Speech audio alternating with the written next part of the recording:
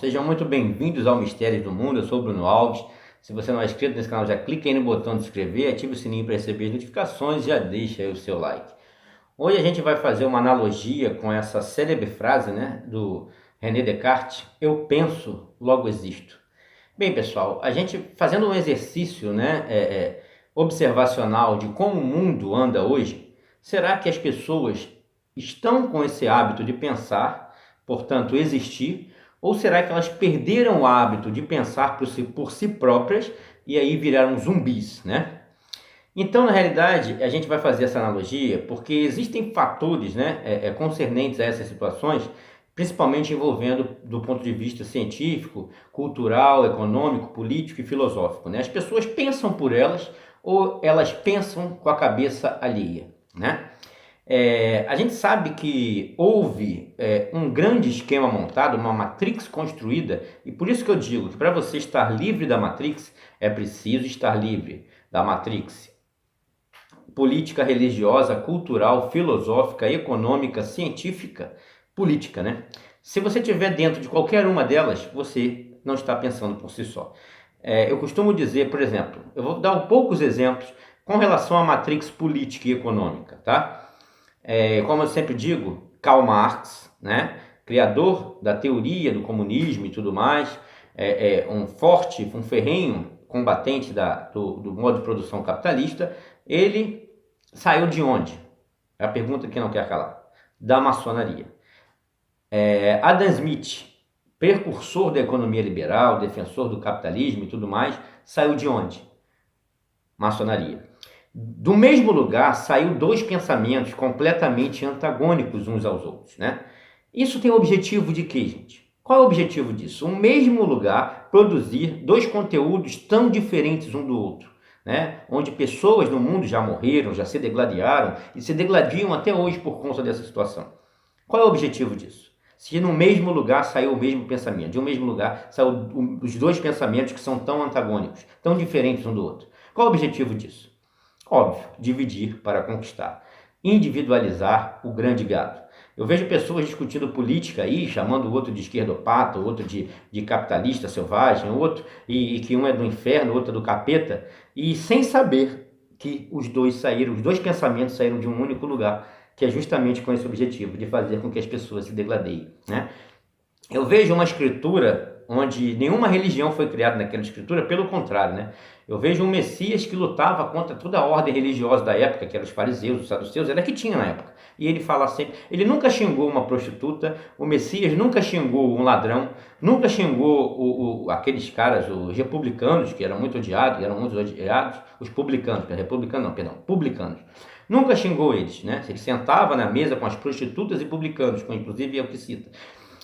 Agora, o que ele mais se indignava era com os religiosos que naquela época existia, que eram os fariseus e os saduceus. Por isso ele não fundou religião nenhuma. E quem fundou então? Se ele não fundou, não estabeleceu, quem fez? O homem, Por isso que toda religião é muito colada com a maçonaria. A maçonaria, por que é preciso para você entrar na maçonaria? Ter uma religião. É justamente essa questão, de envolver todas as religiões, num único âmbito. Eles chamam isso, eu esqueci o nome que se dá, mas eu vou botar anotado aí embaixo.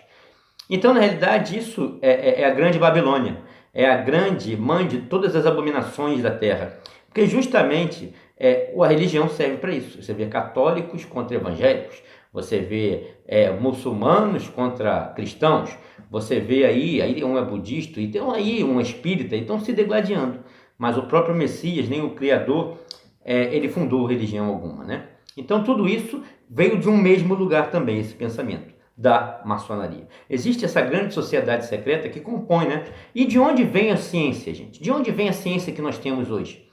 De onde vem essa ciência?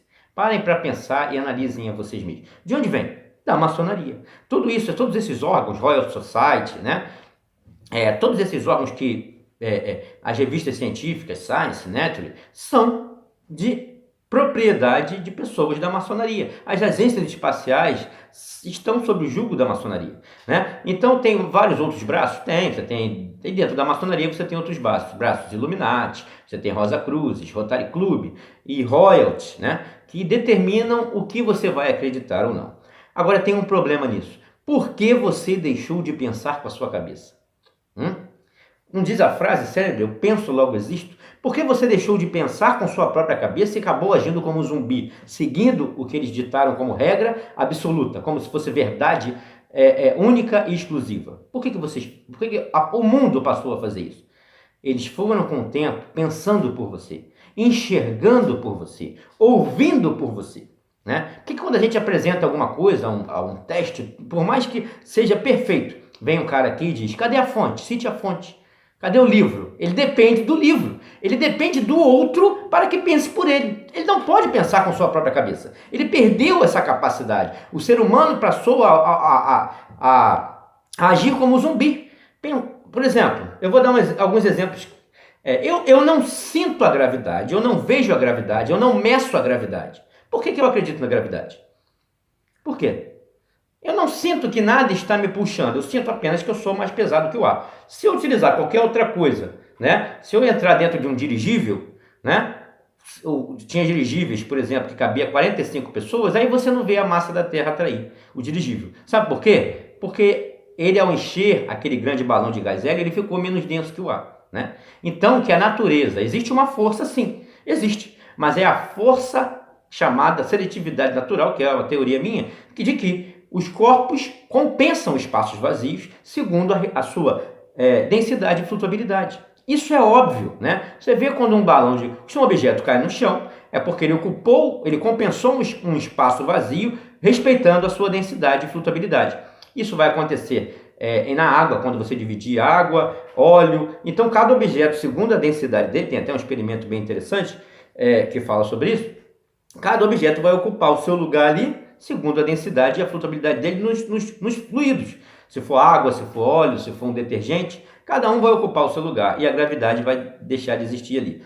Da mesma forma, se eu jogo um objeto mais denso, ele cai no chão, preenchendo o espaço vazio segundo a sua densidade. Se ele for menos denso que o ar, ele vai preencher, existe a força que vai fazer com que ele preencha o espaço vazio segundo a sua densidade e flutuabilidade. Se não respeitar a densidade e flutuabilidade, não tem força, né? Se não for respeitar esses aspectos, porque a força serve para compensar alguma coisa. A natureza compensa os espaços vazios. Quando eu fiz o teste da garrafa, soltando a fumaça, no momento que a água entra, a fumaça sai na mesma aceleração, isso ocorre porque a água ocupa o espaço vazio por ser mais densa e a fumaça sai por ocupar o espaço vazio sendo menos densa. Você tem, por exemplo, o efeito Casimir, onde você pega duas chapas metálicas e elas se atraem. Elas se atraem uma na outra na horizontal e não de cima para baixo. Ok? Isso ocorre por quê, gente? Por que no efeito Casimir as placas se chocam? Porque a natureza tem a necessidade de compensar os espaços vazios, né? Então, quando você aproxima as chapas, você tira o ar que está ali dentro, tudo que está ali dentro, e cria uma espécie de vácuo. Por isso elas se chocam. A natureza não permite espaços vazios. Eles têm que estar todos preenchidos. Por isso que o vácuo você só consegue fazer o vácuo de maneira artificial, né? Você tem que ali tirar, porque a natureza não... Mas qualquer coisa que você botar, qualquer líquido, qualquer sólido ali, a natureza vai fazer uma forma de... as coisas vão explodir, vão ferver, para ocupar aquele espaço vazio. Então, isso mostra que a natureza tem agora. Onde você vê que o seu corpo é atraído por alguma coisa? Você sente isso? Você vê isso? Você mede isso? Por que você acredita nisso? Porque você pensa com a sua cabeça ou pensou com a cabeça dos outros? Você deixou de pensar, de ser quem você é, para ser um zumbi. Para ser um zumbi. É o que eu digo. Eu estou aqui, como eu digo, há 2 anos e meio nesse canal, pedindo uma prova da gravidade, da curvatura, de uma imagem do espaço, né? E uma prova do movimento da Terra. Por que eles não me dão uma prova assim, prática, empírica disso? Porque não existe. Você vê a curvatura da Terra, se não pelas fotos e imagens photoshopadas das agências espaciais? Você vê a curvatura? Não. Você olha para o horizonte sempre plano. Quando você vê balões que são soltos em em grandes altitudes, que são feitos por pessoas, por populares, você não vê curvatura, sempre horizonte plano. A não ser que tenha uma distorção de lente, né? Distorção de lente pode ser distorção de barril, pode ser fisheye, mas você viu sem distorção? Não. Por que você acredita na curvatura? Porque você pensa com a cabeça dos outros. Você sente os movimentos da Terra? Que a Terra está a 1.666 km por hora em torno do seu eixo? Você sente que a Terra está a 107.000 km em torno do Sol? Aí eles vão criar deuses. Deusa inércia. Deusa... por favor. Por que se você não sente, você acredita? Porque você não pensa mais com a sua cabeça. Isso significa que você não existe mais. A frase penso logo existo significa que você precisa pensar por si só. Você não pode ficar buscando fontes, buscando livros, né, que vão pensar por você, ok? Você tem que pensar com a sua própria cabeça. Você não é zumbi, você é um ser humano, ok? É como dizia a música do grande Cazuza, ver TV a cores na taba de um índio, programada para só dizer sim. É assim que você foi programado, somente para concordar com eles. Mas está na hora de fazer uma grande revolução, né? De você uma revolução do pensamento, né? Nós não estamos aqui com o objetivo de estabelecer nenhuma ditadura impositiva. Eu sempre digo isso do conhecimento. Nós estamos aqui para fazer com que você tenha um hábito que você perdeu há muito tempo, que é o hábito de pensar com a sua própria mente. Pare de pensar com a mente dos outros, né? Você vê então, em relação aos movimentos, em relação a fotos do espaço, em relação à curvatura da Terra, em relação à gravidade. Nada disso você pode experimentar, medir, sentir, observar, nada disso, né? E por que você acredita? Porque você foi doutrinado a não pensar com a sua cabeça. Foi doutrinado a pensar com a cabeça alheia. Sim, você é um zumbi, um robô. Eu também já fui assim. Mas já está na hora de se libertar.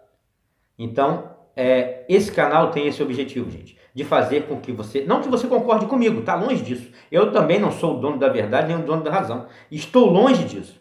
Mas esse canal tem um único objetivo, tá? Fazer que você pense e que você, assim, logo exista.